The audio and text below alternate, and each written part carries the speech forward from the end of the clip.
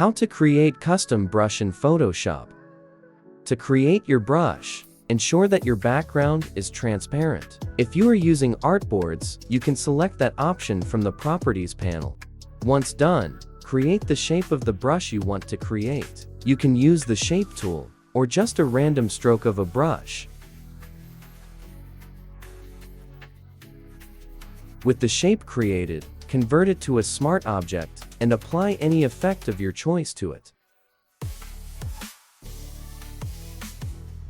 Then using the Marquee tool, make a selection of the created shape. Go to the menu bar and click on Edit, then scroll down to define Brush Preset. Rename the brush, and you are good to go.